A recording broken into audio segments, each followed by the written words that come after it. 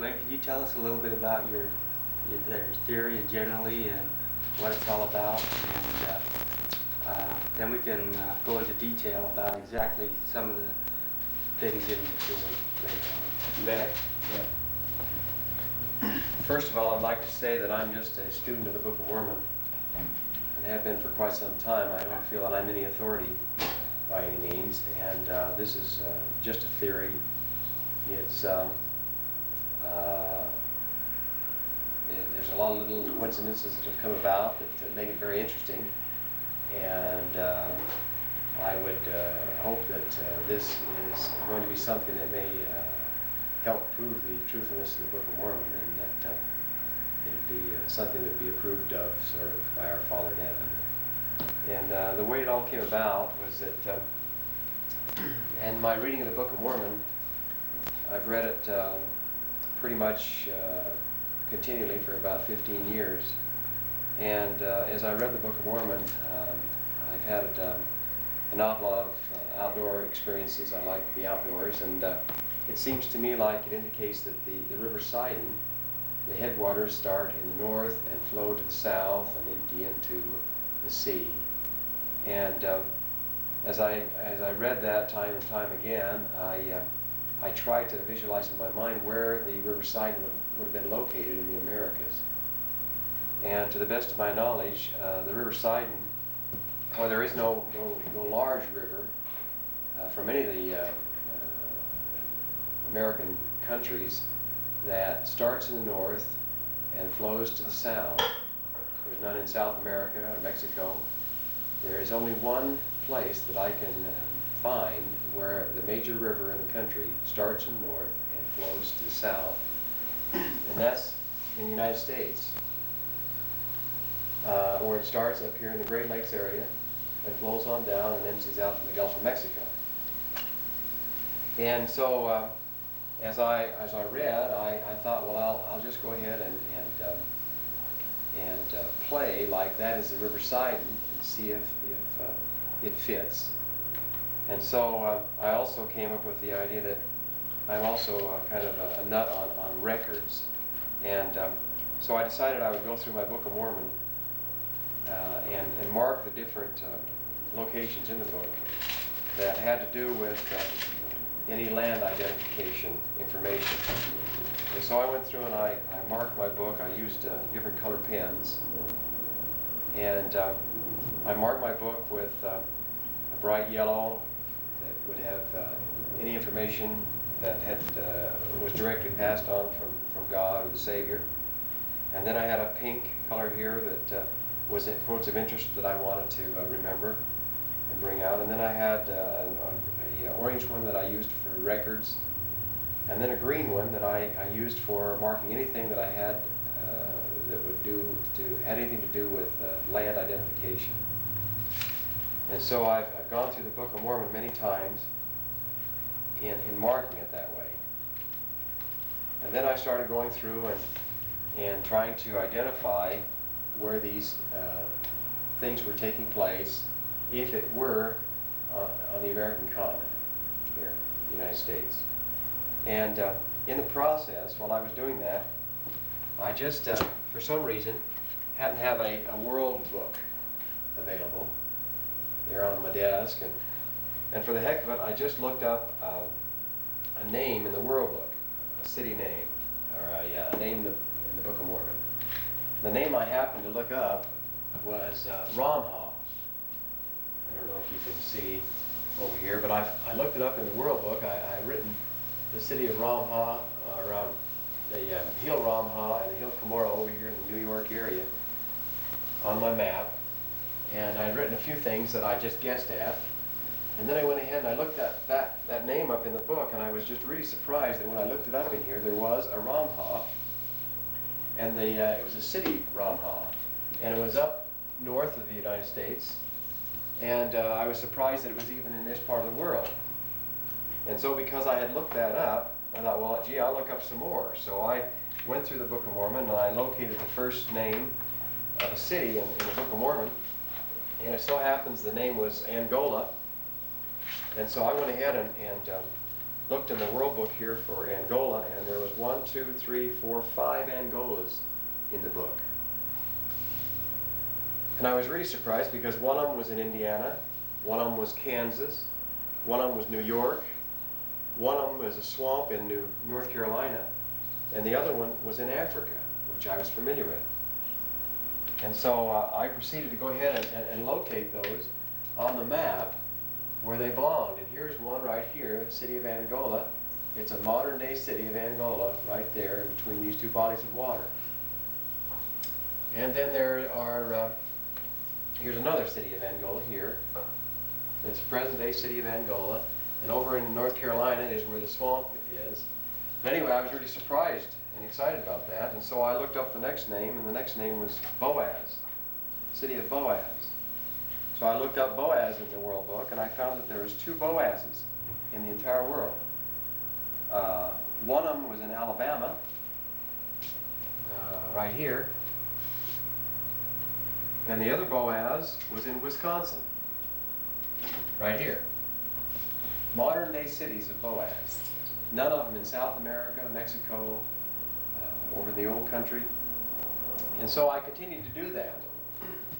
And this is a few of the names that I looked up. I even found that there is 2 Ephraims. There's an Ephraim naturally in Utah, but there's another Ephraim right here, the city of Ephraim. I found that there is cities of Sidon. When I looked that up, I found that there's 3 places in the world where the word Sidon is used. One of them is in Arkansas, and one of them is in Mississippi, and one of them is in Lebanon. And so, and I found that the 2 cities of Sidon that are here in the Americas, in the United States, are on either side of the Mississippi River. Modern day cities called Sidon right now. And I thought that was interesting. And then finally it ends up that in our Sunday school classes, as we studied the Doctrine and Covenants, in the new manual, I opened it up, and right in there it showed the Mississippi River, and it showed Nauvoo, and it also, opposite Nauvoo, it showed Zarahemla. And then I found out that in the Doctrine and Covenants, I don't have my Doctrine and Covenants here, but in the Doctrine and Covenants, Joseph Smith was instructed to name a city opposite of Nauvoo in the state of Iowa. He was supposed to name another city and develop another city called Zarahemla. And I thought, gee whiz, why would the Lord want to have 2 Zarahemlas? One in South or Central America, and one right here in the United States on the Mississippi River. And so I just thought, well, I'll just play like that is the city of Zarahemla in the Book of Mormon. So then I proceeded to read and follow through and mark my book, and I found out that the city of Zarahemla is on the west bank of the River Sidon. And I thought that was really interesting because the city here, Zarahemla, is on the west bank of the Mississippi. So then I went ahead and I thought, well, I'll just really be risky here. I'll just go ahead and map out some things just for fun and see what happens. And so I realized in the Book of Mormon that north of the city of Zarahemla and the land of Zarahemla was the land of Bountiful, and that it was nearly surrounded by water, and that north of that was the land of Desolation. And so I played like Desolation was up here in Canada, and that Bountiful was here. I believe this is Michigan. In between Bountiful and the land of Zarahemla was a wilderness, and it indicates in reading that the wilderness come clear across this narrow neck of land, and it went around and up the coast.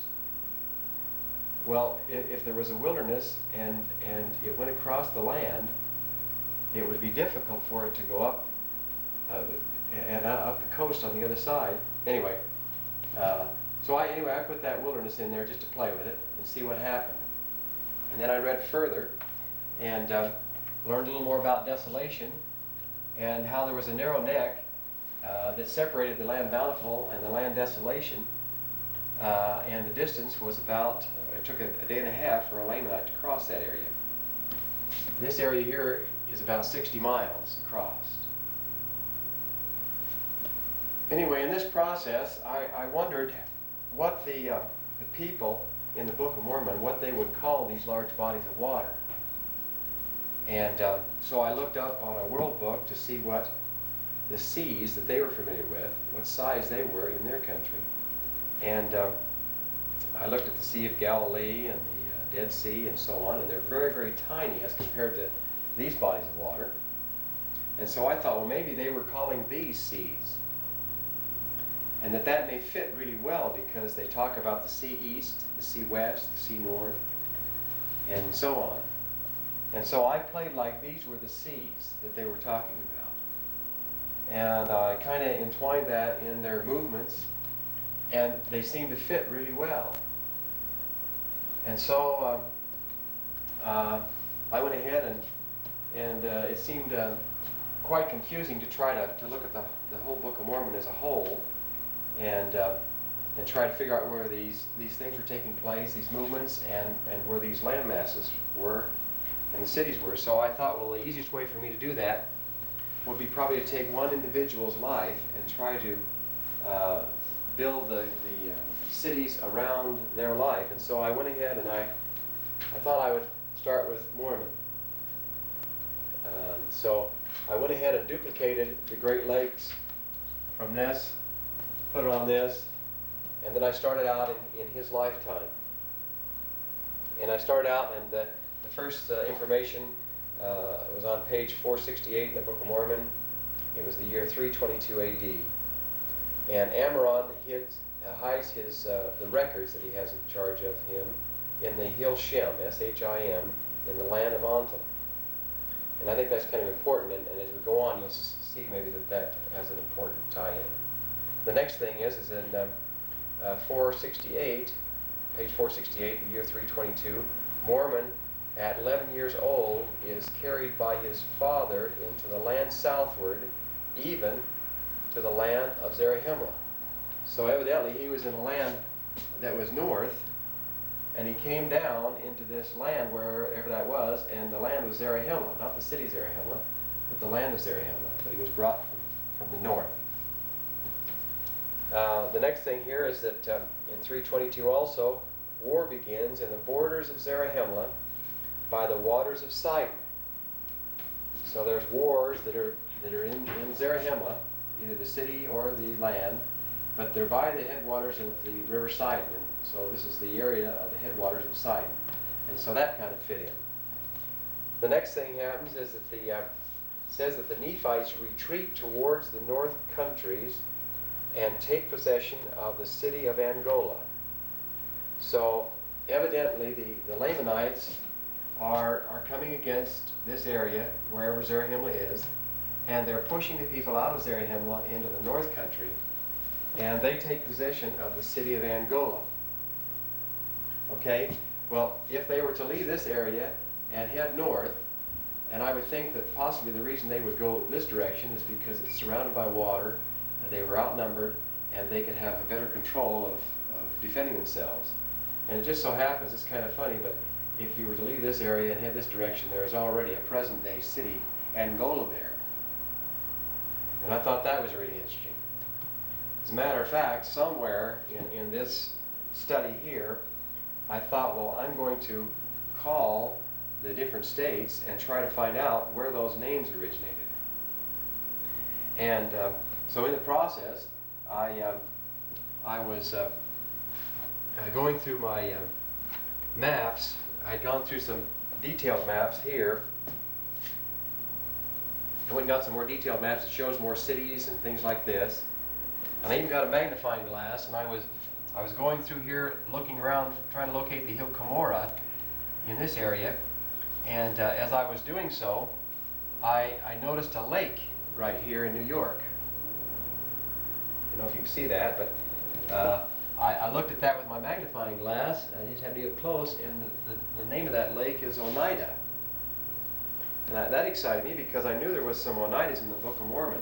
So I looked up in the Book of Mormon Oneida, and I found that there was a hill Oneida, and then I also found that there was a city Oneida. and that that city had been destroyed during the time when the Savior was crucified. And it indicates that the way it was destroyed is that it was sunk, and that water came up in place thereof. And that really spurred me on to find out about the name Oneida. So I called the Historical Society in New York and asked the people there where that name originated, the name Oneida. And they told me that it was an old Indian name, that it was, in essence, it was a name that was used prior to the time that the whites had come here. And so that really excited me. And so then I went ahead and I called also and I asked about Angola, the city of Angola, where it got its name. They weren't sure, but that it was a very old name and that it had been used by the Indians. And one person says, well, it may have come from Africa, Angola, and how I called the Historical Society, and they had indicated that they weren't positive that the name had come from Africa, but that it was also an old Indian name. And then I started looking at other names. It ends up I looked up the waters. I looked up Sebus in the World Book, and in looking up the name Sebus, I found that there was a place. There was 3 places listed. One in Maine, a river in Maine, and another lake in Maine. There was 3. There's a Sebus, Maine, a river, a Sebus in Maine, and a lake Sebus in Maine. And they were spelled a little differently, but sound about the same when you pronounce them. And so up here in Maine, there is a river Sebus, a lake, and a city named it. So I called the Maine Historical Society to ask them about it, and they indicated that those were old Indian names. I looked further and I found out that there are several cities of Jerusalem in the World Book. There's one in Israel, one in Arkansas, one in Jordan, one in Ohio. There's only 4 of them listed in the world. I called and talked to them. I talked to the one in Ohio. The lady I talked to said that the name was an old Indian name prior to the time that Columbus came. I wondered why Indians would be using the name Jerusalem before Columbus had ever came here to the United States. Anyway, I went on, and as I was looking with my magnifying glass at the different places, I noticed also that in this area here, I saw a name called Onondagas. And it's the Onondagas Indian Reservation right here. And it's in New York area. And I had remembered that name. And where that name came from was in the history of the church. And it's in regards to some travels that Joseph Smith was taking. And it tells about him traveling, and as they were going along, they, I'll read this to you. During our travels, we visited several of the mounds which had been thrown up by the ancient inhabitants of this country, Nephites, Lamanites, etc. And this morning I went up on a high mound near a river, accompanied by the brethren. From this mound we could overlook the tops of the trees and view the prairie on each side of the river as far as our vision could extend, and the scenery was truly delightful. On top of the mound were stones which presented the appearance of 3 altars having been erected one above the other, according to the ancient order. And the remains of bones were strewn over the surface of the ground. The brethren procured a shovel and a hoe, and removing the earth to the depth of about 1 foot, discovered the skeleton of a man, almost entire, and between his ribs the stone point of a Lamanitish arrow, which evidently produced his death. Elder Burr Riggs retained the arrow. The contemplation of the scenery around us produced particular sensations in our bosoms, and subsequently the vision of the past being opened to my understanding by the Spirit of the Almighty.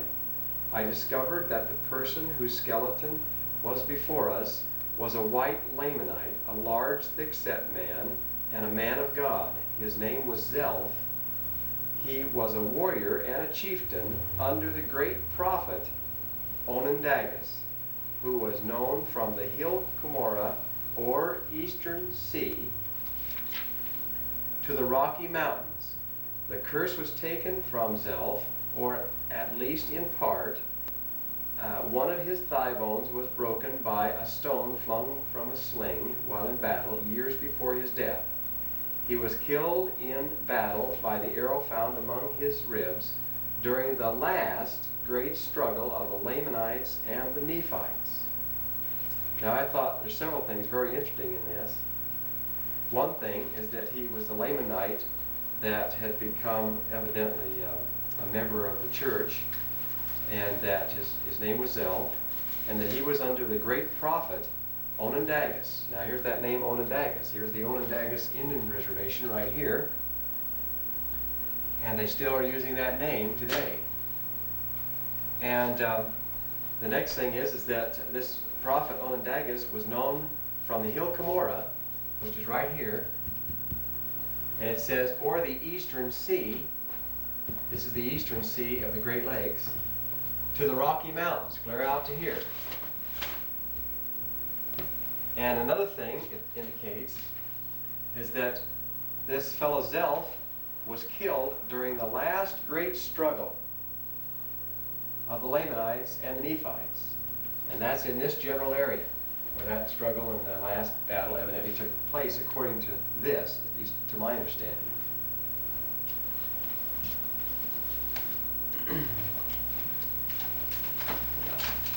Now, as I went on and continued to mark these places, I'd like to go through it and read you just one little spot here in the Book of Mormon and see if you can see if this might fit.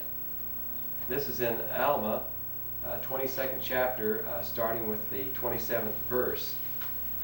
It says, and it came to pass that the king sent a proclamation throughout all the land, amongst all his people, who were in all his land, who were in all the regions round about. This is, anyway, let me go ahead here. Which was bordering even to the sea on the east. Now, if that fit here, this would be probably the Eastern Sea. And on the west, and which was divided from the land of Zarahemla by a narrow strip of wilderness. So if this were the sea east, and this was, or the west, and this is the sea east, then it was divided by this wilderness. Divided from the land of Zarahemla by the narrow strip of wilderness, Zarahemla being down below, which ran from the sea east even to the sea west, coming from the east to the west, and round about on the borders of the seashore. And round about on the borders of the seashore. I don't know how that could work down in Panama or in that area, but it kind of works there. Let's see, even to the, ran from the sea east to the sea west, and around about on the borders of the seashore and the borders of the wilderness, which was on the north of the land of Zarahemla. So this ran up, this is the north of the land of Zarahemla, through the borders of Manti, which Manti must be in this area, and I put Manti here, by the head of the River Sidon, which is the headwaters of the River Sidon, of the Mississippi River, running from the east towards the west, and thus were the Lamanites and the Nephites divided. Now the more idle part of the Lamanites lived in the wilderness and dwelt in tents, and they were spread throughout the wilderness on the west in the land of Nephi. So they were west in the land of Nephi. And why did it have the name Nephi? Is because it was the land that they always named their land after their leader. So Nephi was their leader. Initially, when they first landed, the first land would have been called Lehi. And then when Nephi and his people left his brothers, then they established a land which is called Nephi. So then that's why the Lamanites were over in the land of Nephi, because the Nephites had been driven out. And so anyway, I'll go on. in the place of their father's first inheritance, and thus bordering along by the seashore. So evidently they are referring to this land that is west of them as the land of Nephi, clear over to the point of their first inheritance. And this was all Lamanite country. And so it goes on.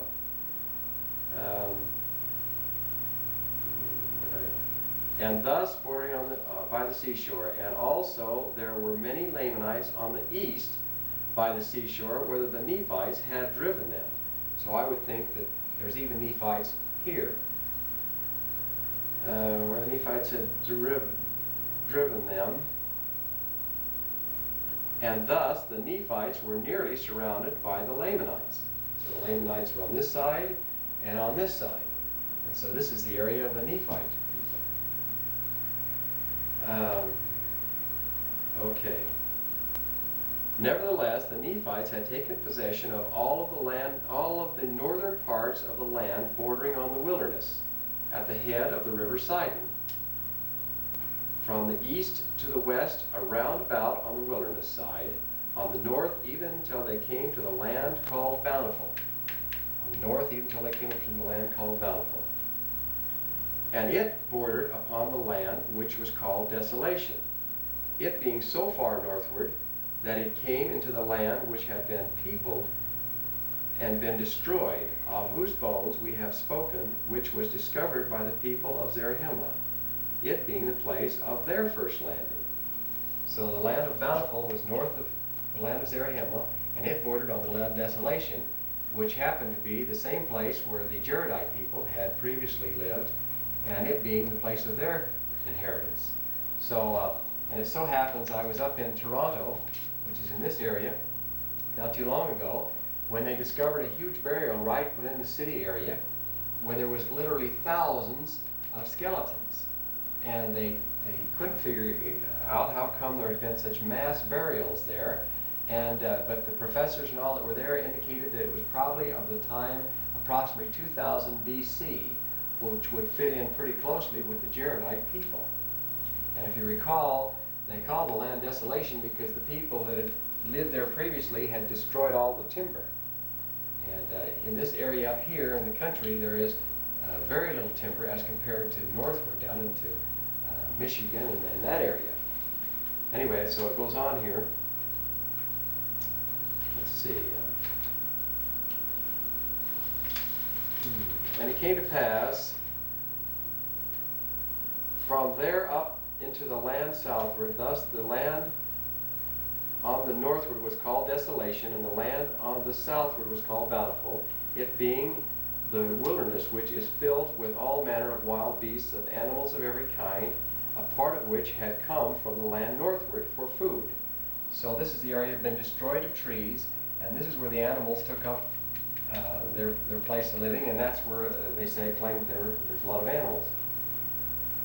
And now it was only the distance of a day and a half's journey for a Nephite on the line Bountiful and the land Desolation, from the east to the west sea. So it was only a day and a half's journey in between these two lands. Thus the land of Nephi and the land of Zarahemla were nearly surrounded by water, there being a small neck of land in between the land northward and the land southward. And it came to pass that the Nephites had inhabited the land Bountiful, even from the sea, from the east and to the west sea, and thus the Nephites in their wisdom, with their guards and their armies, had hemmed in the Lamanites on the south. So the Lamanites are driving them up in this area, and they've hemmed them in and separated themselves from them. Okay, anyway, it says here, and it came to pass that the Nephites had inhabited the land Bountiful, even from the east into the west sea, and thus the Nephites in their wisdom, with their guards and their armies, had hemmed in the Lamanites on the south, that thereby they could have no more possession on the north, that they might not overrun the land northward. Therefore the Lamanites could have no more possessions, only in the land of Nephi and the wilderness round about. So from the way I read that, they have fortified themselves and protected this area against the Lamanites that are taking over. Let's go back once again to this map over here and the happenings that were taking place with Mormon. Let's go on here. It says that in the year 326 to 328 AD that the Nephites were also driven out of the land of David. I'm not located on the maps the land of David. The next happening, they marched forth and came to the land of Joshua, which was bordered on the West Sea. So I would believe that they were traveling this direction, and if that's the case, they were coming near the West Sea, and Joshua is in that area. The next happening over here on the map, year 345 AD, the Nephites again are driven to the land of Joshua. So they've been fighting back and forth through that 15-year period. And then the next happening, the city of Joshua is near the land where Ammoron deposited the records in the hill Shem. And that goes back then. So now they're up in where Joshua is, up in here. And that Joshua is the area where the hill Shem is, where Ammoron had deposited the records.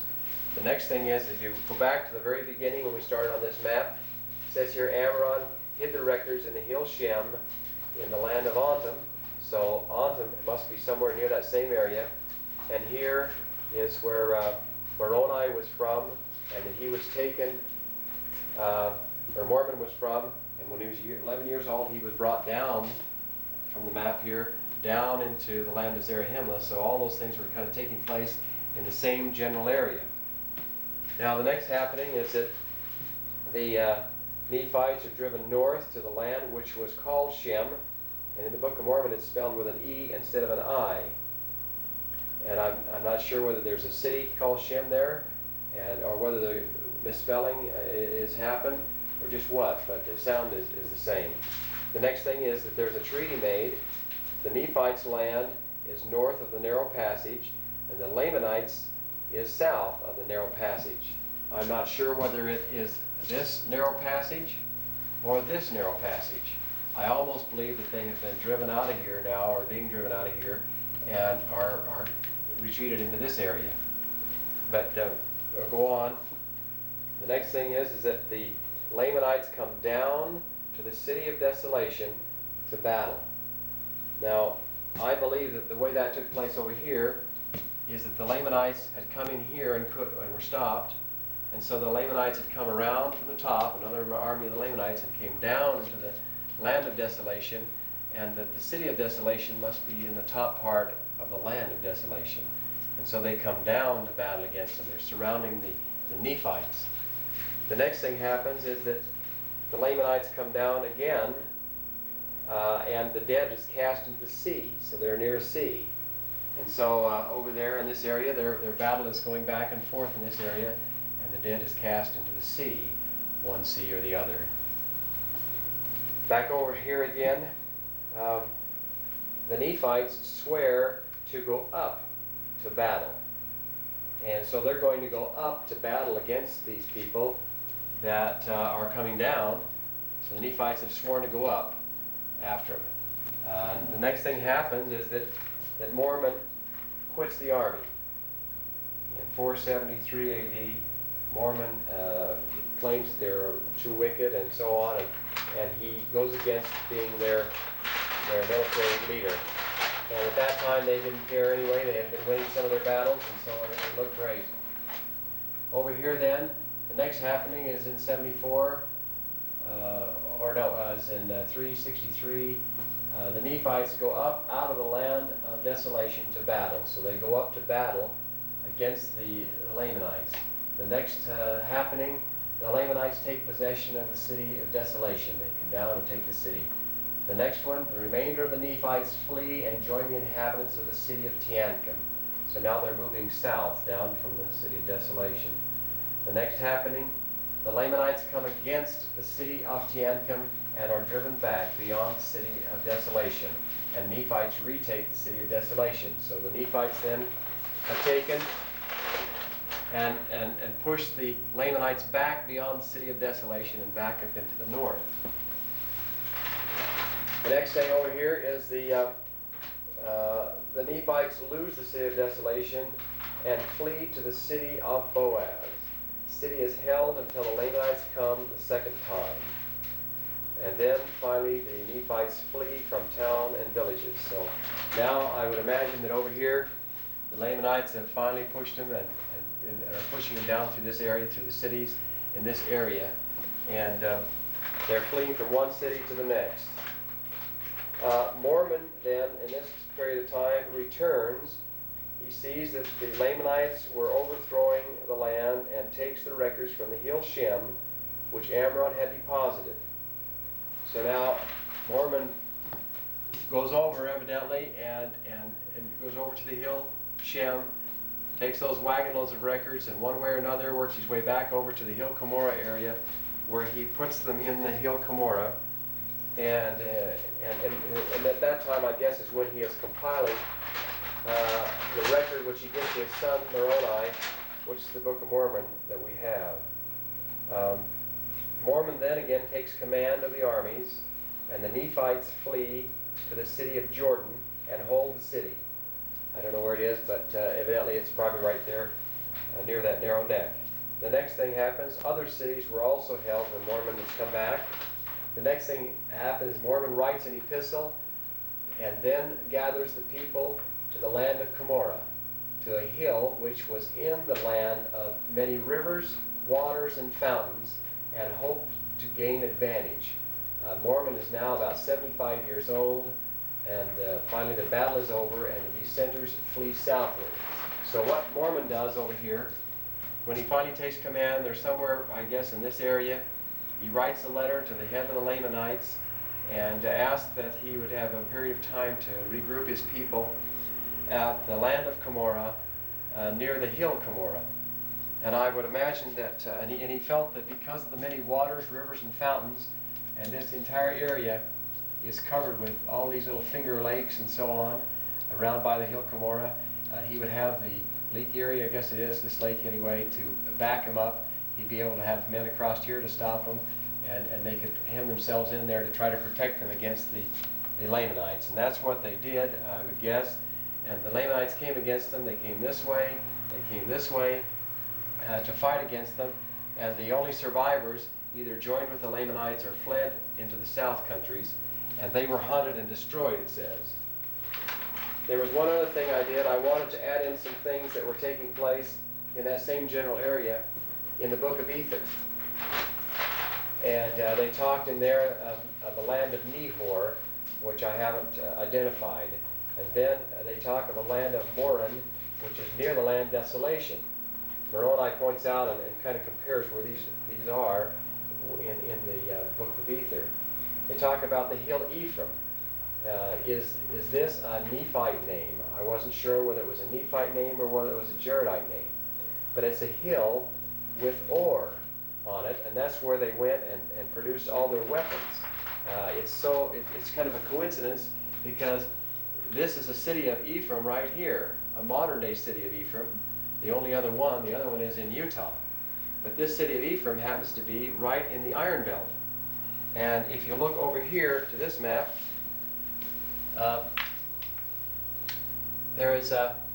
here's where Ephraim is, and this whole area is the Iron Belt. All through here is the Iron Belt. As a matter of fact, right in here somewhere is a mountain that's called, right here, called Iron Mountain. And so it kind of fits in well with an area where there would be ore to produce weapons with. And then back over here, it says that they returned to the city of Nehor. The next thing happens is they passed by the hill Shem, by where a place, the hill Shem, by a place where the Nephites were destroyed. Thence they went eastward to the sea Ablon, or to the eastward to Ablon by the seashore. So they passed by the same hill Shem that probably was the same hill over here that Amoron had hid the records in, and that Mormon went and gathered the records up from. But the Jaredites had come by there, and Moroni in the book of Ether refers to that same land identification. And then it says here that the Jaredite people fled toward the land southward, which was called by the Nephites Zarahemla. So in this particular time when they're having their war, they fled southward down into the land which the Nephites called Zarahemla. And so that kind of fits in the Jaredite record. And that most people know that this general area, I believe it's understood that this general area is the area where the Jaredite people landed. And I think most people agree with that. And if that's the case, it fits in right well with the last battles of the Book of Mormon and the Nephite people. And then they built a great city by the narrow neck of land where the sea divides the land. I don't know really where that would be, but the Jaredite people evidently built a city somewhere where the sea divides the land. And there's a lot of places that would fit into. There was one more thing I wanted to talk about, and when you talk about the people traveling and during their wars and leaving from one land to another, or one place to another, one city to another, I did something with the use of the history of the church. I just plotted out the travels of the people. I started up here in let's see, Kirkland, Ohio, and in reading this, I could tell how many miles they traveled in a day, and I tried to plot this on the map. You get that, Mike? And for example, this first day they left Kirkland and they went 27 miles. The next day they went 23 miles. They rested a day, it might have been Sunday, and then they went 12 miles. And then it starts back down here, these maps join here, and these are the, if you can see this, these are the distances that they traveled each day and the mileage. And so you can see how they traveled. They traveled all the way down here into to Kansas City, to Missouri, into this area. But you can see how they travel and how long it takes them to travel. And the interesting thing is that they were using the same mode of travel as the Book of Mormon people were using.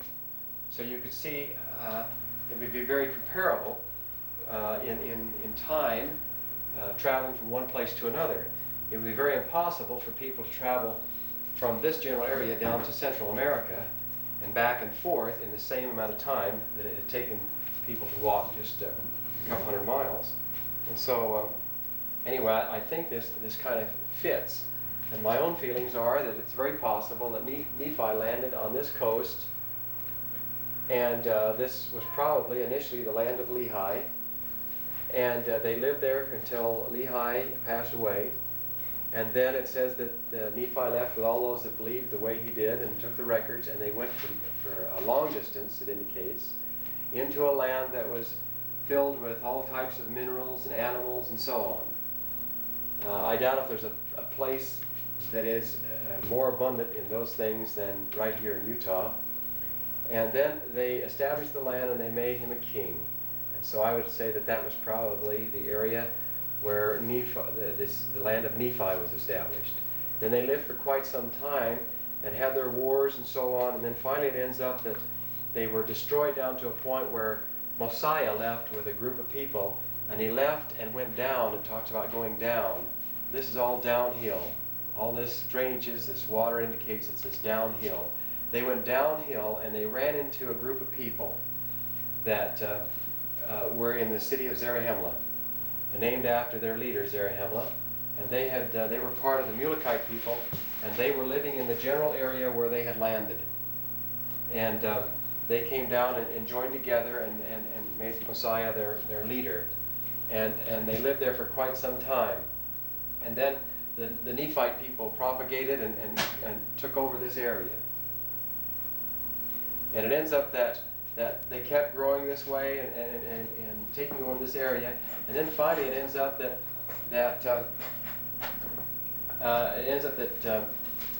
King Limhi, the people wanted to go back and establish actually in their land of their inheritance. They wanted to go back in the land of Nephi and establish that. And so that part of them did go back and establish that. But anyway, I feel that's that's possibly what has taken place. Anyway, I offer this as just merely as a theory. It's kind of fun, and if it does nothing more than spur you on to studying to disprove the theory or prove the theory, I think it would do everyone some good.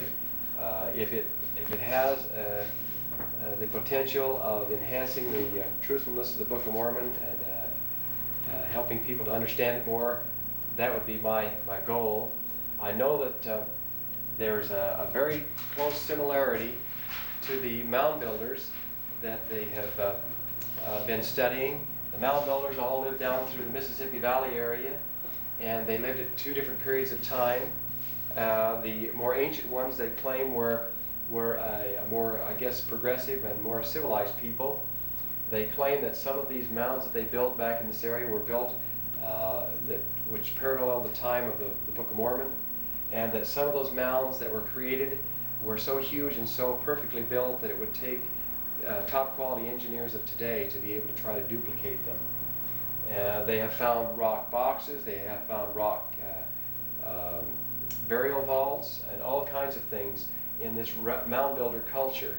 And I wouldn't be a bit surprised if those don't tie together very well with the Nephites and Lamanites, and I would like to work towards proving or disproving that. But anyway, I just offer this as a theory, and I appreciate you listening to it. Okay. Any questions, Mike? Yeah. In the area where Utah is, I understand that was an area where the earthquakes and so on took place. Can you tell? Well, I have some theories along that line, and they're just strictly theories. I feel that it's possible. You know, in the Book of Mormon, there are eyewitness accounts of the devastation that took place when the Savior was crucified. It also indicates that the more righteous were spared and the wicked were destroyed, and that evidently the greatest destruction took place then in the lands where the wicked people were. And I would think that if that were the case, that it also mentioned that there were mountains raised up. And I don't know of any modern day geological people that have indicated that there are mountains raised up around 34 BC, or AD, excuse me. And I don't know where those mountains are. But the youngest mountains I understand in our area are the Rocky Mountains here. And if by chance those Rocky Mountains were raised up, or in part by at the time that Jesus was crucified, then it would have changed this whole land. And towards the end of the Book of Mormon, as I was talking about, that this leader, what's his name? Anyway, this prophet Onondagas, he says that they said that Joseph Smith said that he was known from the Rocky Mountains to the Eastern Sea. Well, the Rocky Mountains were there in the latter part. I don't know that there are indications that they were there prior to that time. But anyway, if in fact they were raised up, it would have been a perfect time to disrupt the whole waterways of that particular part of the land. And I think that it's very possible, if that were the case, that that's when the Lake Bonneville was created.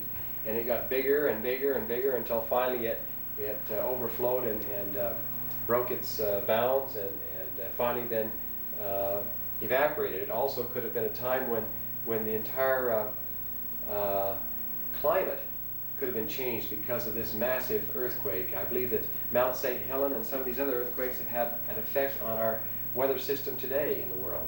And I think that this was a much greater capacity than Mount St. Helen and those others that we've experienced. And so if that's the case, I know that during the Book of Mormon times they don't talk about snow. Snow is only mentioned one time in the old country, but they never mention snow. They never mention death and devastation by bad winters or anything like that. And so I would have to think that probably during that time that there was a more milder climate. And that's one of the theories that I have. But let's see.